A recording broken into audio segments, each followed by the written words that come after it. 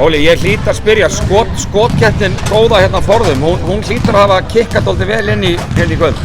Það var frábær hitti hjá þér og þriggja. Hvað veldur? Er það skotkeppnin Forðum eða? Ég segi það bara. Ég veit að ég var bara leið vel þegar ég skaut skotunum mínum í dag og betur fyrir fóruð þetta onni og já, það leið bara ógeðslega vel.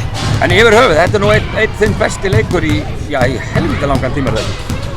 Já, bara ég var heitur. Ég meina ef ykkur annar, ef Arnar hefði verið heitur eða Ingu hefði verið heitur þá hefðu þeir væntanlega bara verið að fá boltann í sóknunum skilur en ég fannst þeir skilja mig óvenju mikið eftir og en já, ég bara það skiptir ykkur máli skilur, við erum svo mörg opn í sókninni ég var bara ánægð með varnarleikinn fyrst og fremst, vörnin var bara mjög góð sérstaklega í fyrri hálfleik 26 stig sem skoraði í fyrri hálfleik Já, og 11 í fyrsta fjólleiki. Þetta var eiginlega hálf vandræðalegt hjá Njörvík. Var það bara út á góðum varnarleik ykkar?